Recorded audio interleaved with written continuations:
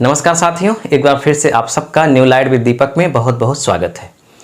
आज हम चर्चा करेंगे ग्राम पंचायत सदस्य का चुनाव कैसे होता है, इनके कार्य क्या होते हैं और ग्राम पंचायत सदस्यों की भूमिका आज दिन पर दिन निरंतर समाप्त क्यों होती जा रही है, क्या कारण है इसका।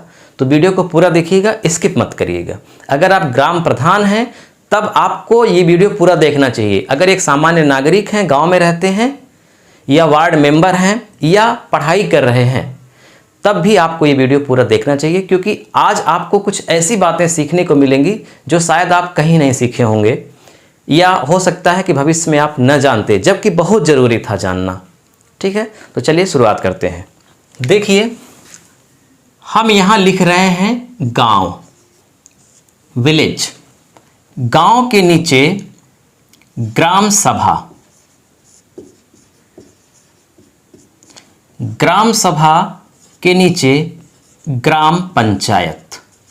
अब आपको पहले ये तीनों शब्द में अंतर क्या है पहले थोड़ा सा संक्षिप्त में ये समझ लीजिए, तब यहीं से बात शुरू होगी कि ग्राम पंचायत में दो तरह के सदस्य होते हैं। एक होता है प्रधान, जिसे सरपंच बोलते हैं या मुखिया बोलते हैं, और एक होते हैं सदस्य, जिन्हें वार्ड मेंबर या फिर ग्राम पंचायत सदस्य कहते हैं। कोई भी जो गांव होता है, उस गांव में जितने भी लोग रहते हैं, वो चाहे 1 वर्ष का बच्चा हो, चाहे बूढ़ा हो, चाहे जो हो, जो भी व्यक्ति, स्त्री पुरुष, कुछ भी कोई भी है, वो सब मिला करके क्या बनता है, गांव। यानी कि जहां सभी लोग हों, सभी। यहां उम्र से कोई बाउंडेशन नहीं है, कितने वर्ष। ग्राम सभा का मतलब होता है कि इसी गांव के अंदर जिनकी उम्र 18 वर्ष से ऊपर हो गई है और वह वोटर भी हैं। यानी कुछ लोग ऐसा भी होता है कि 18 वर्ष से ज़्यादा उम्र के हो गए हैं लेकिन उनका वोटर लिस्ट में नाम नहीं है, यानी वो मतदान नहीं कर सकते, तो वो ग्राम सभा के सदस्य नहीं हैं, भले उनकी उम्र 18 वर्ष है। तो ग्राम सभा का सदस्य का मतलब होता है कि जो वोटर हैं, उस गांव के जितने भी वोटर हैं, उन सभी के समूह को ग्राम सभा कहा जाता है। ठीक, और यहाँ गांव में क्या है, वोटर भी हैं, जो नॉन वोटर हैं वो भी। अब इसी ग्राम सभा में ग्राम पंचायत का चुनाव होता है। तो ग्राम पंचायत में, जैसे ग्राम सभा में वोटर की संख्या को ग्राम सभा कहते हैं, वैसे ही ग्राम पंचायत में प्रधान और सदस्यों की संख्या को ग्राम पंचायत कहते हैं। अब ग्राम सभा को आप विधायिका बोल सकते हैं। विधायिका, विधायिका का मतलब होता है विधि बनाने वाली। जैसे कि संसद में लोकसभा और राज्यसभा क्या करती हैं, विधि बनाती हैं। ठीक उसी तरह से ग्राम सभा एक विधायिका है और ग्राम पंचायत कार्यपालिका है। यानी कि जो विधि बनाई गई है उस विधि को कैसे क्रियान्वित किया जाए, इसका कार्य ग्राम पंचायत यानी कि प्रधान और सदस्यों का है। ठीक है, अब देखिए, भारत में जो पंचायती राज व्यवस्था का स्तरीकरण है वो त्रिस्तरीय है, आप जानते हैं। सबसे ऊपर जिला पंचायत, उसके नीचे क्षेत्र पंचायत और सबसे नीचे ग्राम पंचायत। जो जिला पंचायत होता है, इसके जो सदस्य होते हैं उनका चुनाव पहले होता है और सदस्य मिल करके अपने में से ही एक सभासद चुनते हैं या एक मुखिया चुनते हैं या एक अध्यक्ष चुनते हैं। उसी को जिला पंचायत अध्यक्ष कहा जाता है। यानी कि जिला पंचायत में अध्यक्ष का चुनाव प्रत्यक्ष नहीं होता, बल्कि सदस्यों का चुनाव प्रत्यक्ष होता है और वही सदस्य मिलकर के जिला पंचायत अध्यक्ष को चुनते हैं। ठीक, क्षेत्र पंचायत में भी यही होता है। पहले सदस्य का चुनाव होता है, जिसे आप बीडीसी बोलते हैं, ब्लॉक डेवलपमेंट काउंसिल। क्षेत्र पंचायत सदस्य, उनका चुनाव होता है और जब वो चुन लिए जाते हैं तो वही मिलकर के ब्लॉक प्रमुख को चुनते हैं। तो ब्लॉक प्रमुख का भी चुनाव अप्रत्यक्ष होता है, जनता सीधे नहीं करती।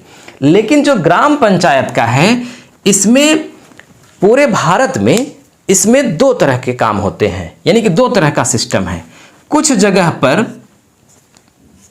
पहले सदस्य चुने जाते हैं और सदस्य ही मिलकर के मुखिया चुनते हैं। यानी कि मुखिया का चुनाव प्रत्यक्ष नहीं होता, सदस्य यानी कि वार्ड मेंबर का ही चुनाव होता है और वही वार्ड मेंबर अपने में से ही मुखिया चुनते हैं। ये वार्ड मेंबर 9 भी हो सकते हैं, 12 भी हो सकते हैं, 15 भी, वो जनसंख्या के आधार पे होता है ग्राम सभा की। तो यहाँ पर कुछ राज्यों में मुखिया का चुनाव होता ही नहीं है। तो ऐसे राज्यों में सबसे नंबर 1 पर पश्चिम बंगाल है। सबसे बड़ा उदाहरण इसका पश्चिम बंगाल है कि पश्चिम बंगाल में प्रधान का चुनाव नहीं होता, जनता नहीं करती, बल्कि सदस्य वार्ड मेंबर का ही चुनाव करती है और वार्ड मेंबर ही मुखिया चुनते हैं। जबकि भारत के अधिकांश राज्यों में, जैसे कि स्पेशल उत्तर प्रदेश की अगर बात करें, तो यहाँ मुखिया यानी कि प्रधान और सदस्य दोनों साथ में चुने जाते हैं। कभी कभी तो ये होता है कि प्रधान चुन लिया जाता है, लेकिन सदस्य का चुनाव बाद में होता है। ठीक है। अब यहाँ पर जहाँ पर पहले सदस्य का चुनाव होता है और सदस्य ही मुखिया चुनते हैं, वहाँ पे सदस्यों की बहुत बड़ी भूमिका है, मुखिया से बड़ी भूमिका है, क्योंकि वो अपना मुखिया बदल सकते हैं, उनके ऊपर डिपेंड है। वहाँ कोई समस्या नहीं है। समस्या वहाँ है जहाँ पर मुखिया और सदस्य दोनों का चुनाव होता है, वो भी जनता करती है, जैसे कि उत्तर प्रदेश, बिहार, झारखंड इसका सबसे बड़ा उदाहरण है। तो यहाँ पर सदस्यों का जो महत्व है वो नगण्य हो गया है। मुखिया यानी कि प्रधान ही सर्वोपरि है, जो प्रधान चाहेगा वही होगा। यहाँ सदस्यों का बहुत ज़्यादा महत्व नहीं है। अब आपको मैं एक छोटा सा फैक्ट बताता हूं। 2015 के पंचायती चुनाव में उत्तर प्रदेश में टोटल वार्ड मेंबर का जो पद था वो 7,40,000 था। समझिए, 7,40,000 वार्ड मेंबर थे। लगभग 57,000 ग्राम सभा यानी कि 57,000 प्रधान और 7,40,000 के आसपास वार्ड मेंबर। 3,25,000 निर्विरोध चुने गए थे। निर्विरोध का मतलब कि जैसे मान लीजिए कोई ग्राम सभा है तो उसमें हर लगभग 25 से 30 परिवार पर एक वार्ड मेंबर बनाया जाता है, आमतौर पे 30 परिवार पर। तो उस 30 परिवार यानी कि एक मोहल्ला मान लीजिए, तो उस मोहल्ले में जो व्यक्ति खड़ा हो गया उसके विरोध में कोई खड़ा ही नहीं हुआ। तो जब उसके विरोध में कोई नहीं खड़ा हुआ तो जो पहले खड़ा हुआ था अब उसका चुनाव क्यों होगा? चुनाव तो कम से कम 2 लोगों के बीच में होता है, तो उसको निर्विरोध ही चुन लिया गया। तो 7,40,000 में 3,25,000 लोगों को निर्विरोध चुना गया और 1,35,000 पद खाली रह गए, यानी कि न चुनाव हुआ उनका और न ही वो निर्विरोध चुने गए, बल्कि 1,35,000 ग्राम पंचायत के सदस्य चुने ही नहीं गए, पहुंचे ही नहीं। तो अब इनको जोड़ दीजिए, बाकी जो बचेगा उनका चुनाव हुआ था। तो अब आप समझिए कि अगर इतना पद खाली रह रहा है और इतने लोगों का निर्विरोध चुनाव हो रहा है, तो इसका मतलब ये हुआ कि वार्ड मेंबर बनने के लिए लोगों में रुचि ही नहीं है। क्यों रुचि नहीं है? उसके बहुत सारे कारण हैं। पहला कारण कि ऐसी व्यवस्था बना दी गई संविधान के थ्रू नहीं। संविधान में तो क्या व्यवस्था है अभी मैं आपको आगे बताऊंगा, तो आपको सुनकर के इतना आश्चर्य होगा कि इतनी व्यवस्था है, इतना बढ़िया, इतना अधिकार है वार्ड मेंबर का, फिर भी एकदम उल्टा हो रहा है। तो संविधान की बात मत करिए, अभी मैं आपको बताऊंगा कि संविधान में इसका क्या वर्णन है। लेकिन ऐसा सिस्टम बना दिया गया है कि उसमें लोगों को ये लगता है कि अगर हम वार्ड मेंबर बन भी जाएंगे तो हम करेंगे क्या। दूसरा, जो वार्ड मेंबर बनना चाहता है या है भी, उसको अपने अधिकारों को बिल्कुल पता ही नहीं है।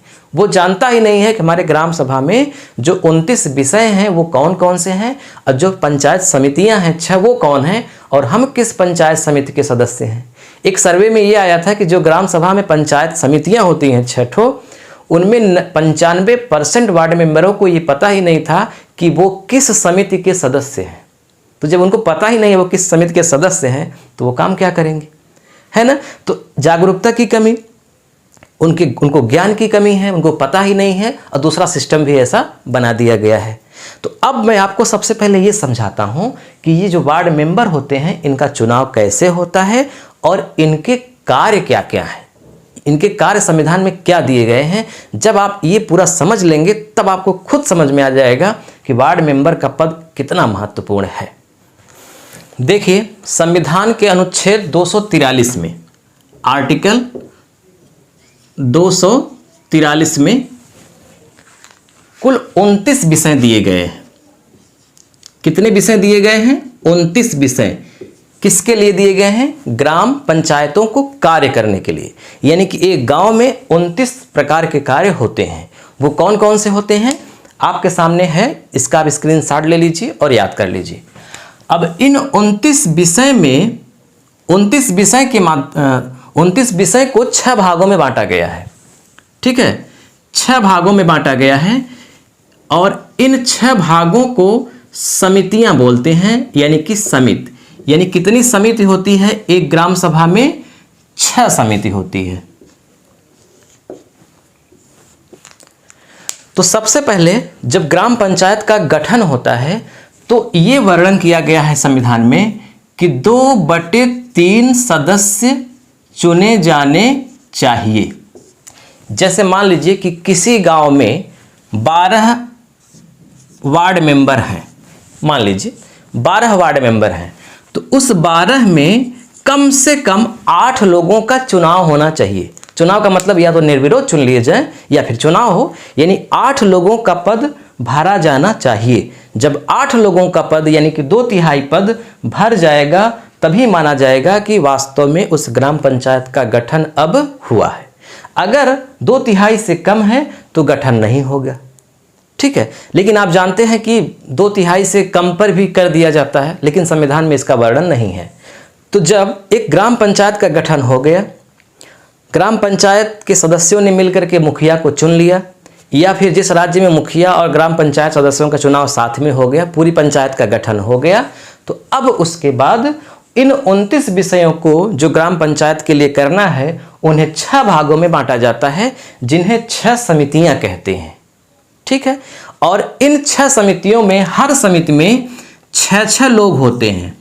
कितने लोग होते हैं? हर समिति में 6 लोग। अब ऐसे जोड़ा जाएगा तो 36 लोग हो जाएंगे, जबकि वार्ड मेंबर 8 या 12 या 15 ही है।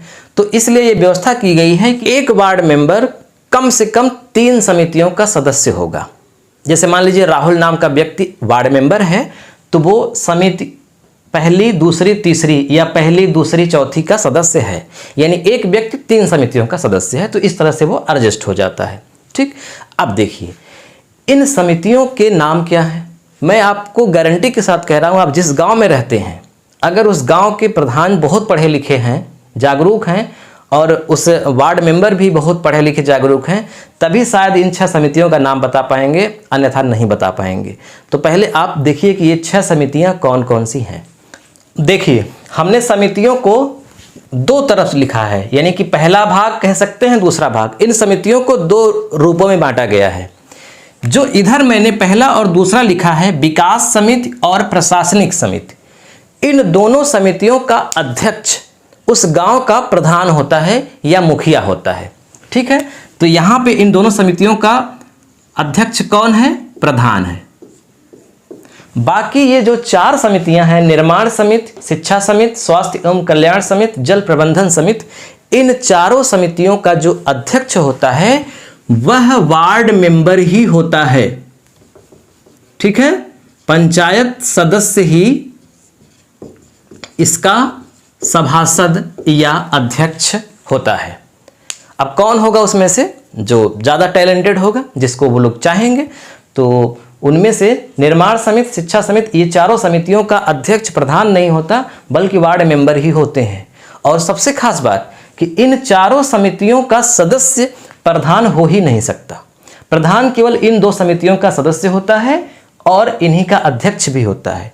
सबसे महत्वपूर्ण समिति होती है निर्माण समिति, जो गांव में खड़ंजा कहाँ बनेगा, नाली कहाँ बनेगी, इसका जो निर्णय लेता है वो निर्माण समिति निर्णय लेती है। और इस निर्माण समिति में कितने लोग होते हैं? 6। हर समिति में 6 लोग होते हैं। अब शिक्षा समिति, शिक्षा समिति का भी अध्यक्ष कौन होता है? कोई वार्ड मेंबर होता है। और इस शिक्षा समिति में एक सचिव भी होते हैं, और ये जो सचिव होते हैं वो प्रधानाध्यापक होते हैं। मतलब उस गांव में जो प्राथमिक विद्यालय है उसके जो प्रधानाचार्य हैं, प्रिंसिपल हैं, वो उस गांव के शिक्षा समिति के सचिव होते हैं। अध्यक्ष वार्ड मेंबर। अब उस गांव में शिक्षा से संबंधित जो भी योजनाएं बनानी है, इस समिति में 6 लोग होंगे जो वो बैठ करके बनाएंगे। अब देखिए, हर गांव में इस समय पंचायत भवन बन रहा है। उसका उद्देश्य यही है कि वहाँ पे मीटिंगें होंगी, बैठकें होंगी। हर समिति की, संविधान में वर्णन है कि हर समिति की बैठक 1 महीने में कम से कम 1 बार जरूर होनी चाहिए। 1 से अधिक बार करें अच्छी बात है, लेकिन कम से कम 1 बार जरूर करें और उसमें कम से कम 4 लोग उपस्थित रहें। 6 में 4 जरूर उपस्थित रहें। यानी कि निर्माण समिति के अलग मीटिंग होगी, शिक्षा समिति की अलग मीटिंग होगी। ये अपने अपने विषय, जो कि 29 विषय हैं, उनमें से जो विषय शिक्षा समिति का है वो शिक्षा समिति निर्णय लेगी। उसके बाद पूरे पंचायत से उसे पास करवाएगी, ग्राम सभा से पास करवाएगी, तब वो योजना राज्य या केंद्र के पास जाएगी, फिर वहाँ से मंजूर होकर के वापस आएगी। इसी तरह से स्वास्थ्य एवं कल्याण समिति, तो इसका भी वार्ड मेंबर अध्यक्ष होता है और इसमें उस गांव की जो आशा है वो भी इसकी सदस्य होती है, स्वास्थ्य एवं कल्याण समिति की। जल प्रबंधन समिति, आप समझते हैं कि जल का प्रबंध कैसे किया जाए, खेतों में कैसे सिंचाई हो, नाली का किस तरह से उसके बनाया जाए, ये सब पूरा वर्णन, घर घर नल कैसे लगवाया जाए, ये सब पूरी व्यवस्था जल प्रबंधन समिति के लोग करते हैं। फिर आता है विकास समिति। विकास समिति में इसका अध्यक्ष प्रधान होता है और इस समिति में एक व्यक्ति SC का होना चाहिए, एक व्यक्ति ST का, एक व्यक्ति OBC का और एक महिला होनी चाहिए, बाकी 2 सदस्य जनरल के। ये नियम है संविधान में कि विकास समिति में इतने लोग कंपलसरी हैं, होने ही चाहिए। अब मान लीजिए कि प्रधान ST है तो वो तो है ही सदस्य, अच्छी बात है, तब ST अलग से रखने की आवश्यकता नहीं है। लेकिन अगर नहीं है तब इतना रखना पड़ेगा। और ये विकास समिति सबसे बड़ी समिति होती है कि विकास कैसे किया जाए गांव का, जो नई योजनाएं गांव के लिए आती हैं वो इसी समिति के लोग विचार करते हैं, योजना बनाते हैं, इसीलिए इसका नाम विकास समिति रखा गया है। प्रशासनिक समिति, प्रशासनिक समिति इसलिए बनाई गई है ताकि उस गांव में जो राशन का वितरण है, कोटे से जो राशन का वितरण होता है वो सही से हो पाए, किसी को कम किसी को ज़्यादा न मिले। तो स्पेशल राशन की दुकानों पर ये प्रशासन किया जाता है प्रशासनिक समिति के माध्यम से, और इसका भी अध्यक्ष प्रधान होता है। पशुपालन से जितने भी कार्य हैं कृषि के, पशुपालन के, वो विकास समिति देखती है। तो आपने देखा कि ये जो 6 समितियां हैं इनका कितना महत्वपूर्ण रोल है, लेकिन क्या किसी को पता है? अब आपके मन में एक प्रश्न उठ रहा होगा कि आखिर इतने अधिकार तो प्रधान के पास नहीं हैं जितने अधिकार वार्ड मेंबर के पास हैं, तो इनकी भूमिका इतनी कम क्यों इतनी अरुचि है इस पद से, क्यों इस पद का महत्व कम होता जा रहा है? तो मैंने बताया ना कि जहां पर पहले सदस्यों का चुनाव होता है, सदस्य अध्यक्ष चुनते हैं, वहां पे महत्व इनका है।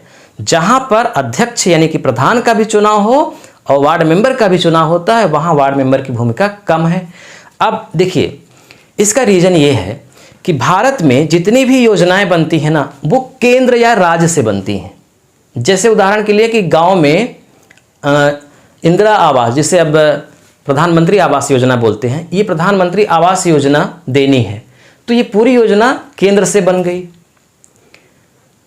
उस गांव में सोलर लाइट लगवानी है, खेल का मैदान बनवाना है, पंचायत भवन बनवाना है, कुछ भी करना है, पूरी योजना ऊपर से बन करके आती है। और जो गांव का प्रधान होता है वो प्रधान नहीं बल्कि वो ठेकेदार का रोल करता है कि सरकार की जो योजनाएं हैं उसको इम्प्लीमेंट कराए गांव में, उसका कुछ अपने से वो दिमाग ही न लगाए, कुछ राय ही न दे, सरकार की पूरी योजनाओं को एक ठेकेदारी के तौर पे वो काम करवाए।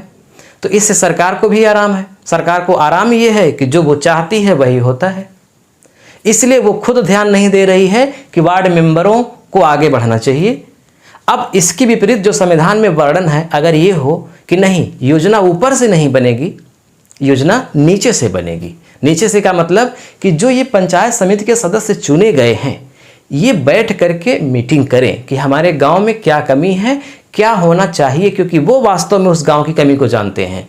वहाँ बैठे सांसद विधायक नहीं जानते, उस गांव के रहने वाले लोग जो चुने गए हैं वो जानते हैं। इसलिए वो योजना बनाएं और उस योजना को राज्य या केंद्र स्तर पर भेजें और फिर वाजिब रूप में हो। अब ऐसा नहीं कि हमारे गांव में एयरपोर्ट ही बने, ऐसा नहीं, जो उचित हो, जो ज़रूरत हो, जो और दूसरे गांव में हुआ हो या होने की संभावना है, वो योजना बनाएं और केंद्र के पास भेजें। ऐसा नियम होना चाहिए। अब अगर ऐसा नियम होता तो जरूर इनकी भूमिका आगे बढ़ती। अब देखिए, मैं आपको बता रहा हूँ, ये संविधान में भी वर्णन है कि एक जो वार्ड मेंबर होता है ना, उसके महत्वपूर्ण अधिकार क्या हैं।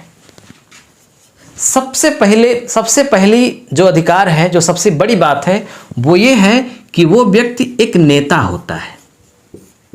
भारत में सबसे ऊंचे पद का चुनाव राष्ट्रपति का है, वो अप्रत्यक्ष होता है। और भारत में सबसे छोटा चुनाव वार्ड मेंबर का है। वार्ड मेंबर से छोटा कोई भी चुनाव भारत में नहीं है।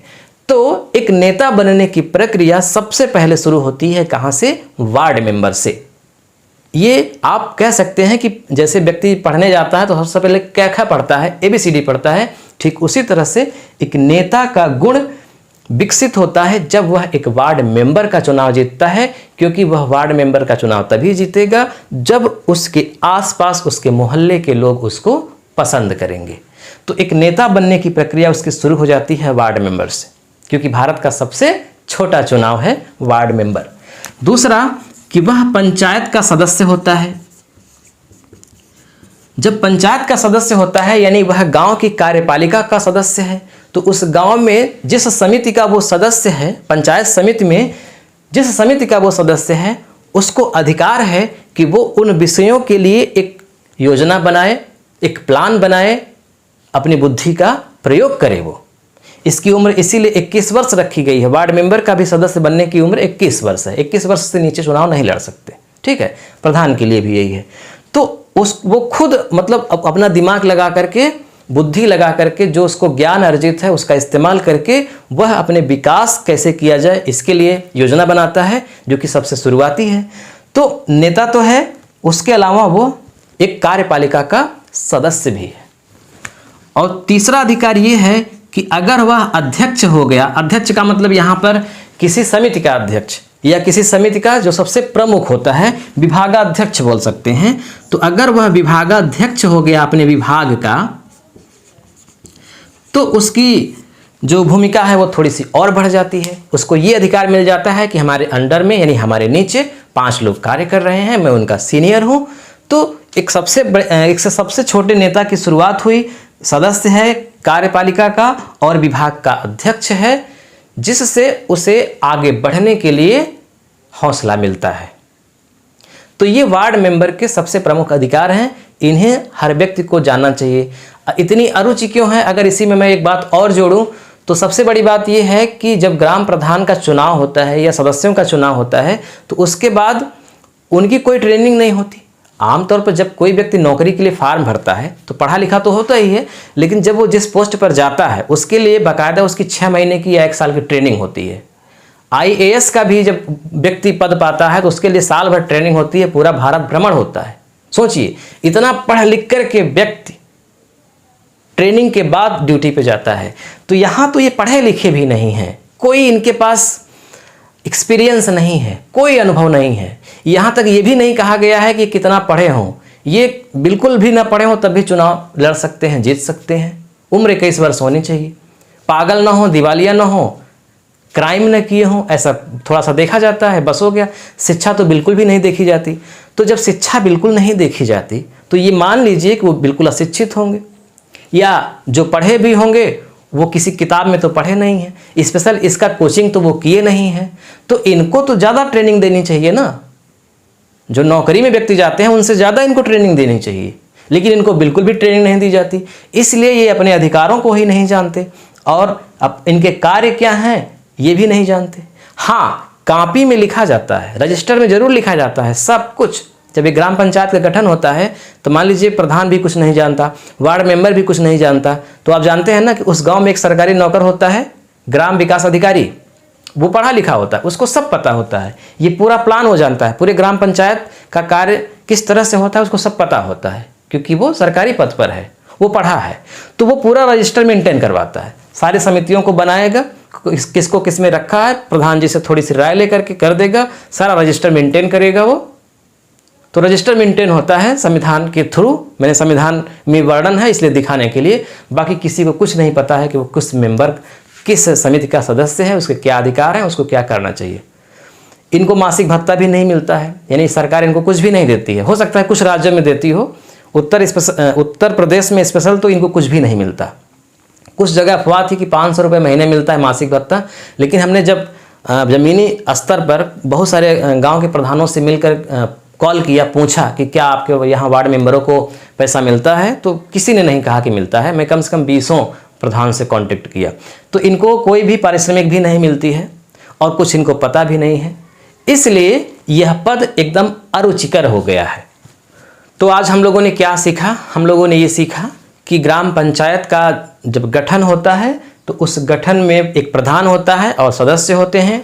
सदस्यों से मिलकर के 6 समितियां बनाई जाती हैं। वही समितियां अपने अपने विषय का योजना बना करके केंद्र या राज्य के पास भेजती हैं और वहां से फिर इस योजना को यही पंचायत समितियां ही क्रियान्वित करवाती हैं, यही मॉनिटरिंग करती हैं।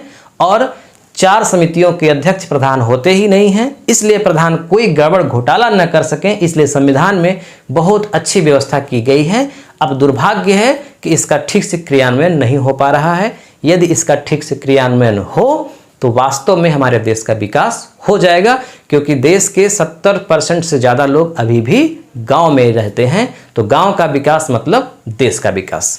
तो आपको वीडियो कैसा लगा कमेंट करके हमको ज़रूर बताइएगा। कौन सी पॉइंट आपको समझ में नहीं आई या क्या आप और जानना चाहते हैं, कमेंट बॉक्स में ज़रूर लिखिएगा। पहली बार देख रहे हैं तो चैनल को सब्सक्राइब कर लीजिए, घंटी भी चालू कर लीजिए, ताकि जैसे ही कोई नया वीडियो हम अपलोड करें आपके पास पहुंच जाए। और आप किस टॉपिक पर वीडियो चाहते हैं ये भी कमेंट करिएगा। वैसे मैं इस सीरीज़ में कम से कम 15-20 वीडियो बनाऊंगा। अभी मैं आगे अगला वीडियो हमारा होगा कि BDC का चुनाव कैसे होता है, उनके अधिकार क्या होते हैं, फिर जिला पंचायत के बारे में बताऊँगा, फिर ग्राम विकास अधिकारी, ग्राम पंचायत अधिकारी। इस सीरीज़ में मैं पूरा आपको कंफर्म कर दूंगा कि गांव के लिए जो प्रशासनिक कार्य होता है वो किस तरह से होता है।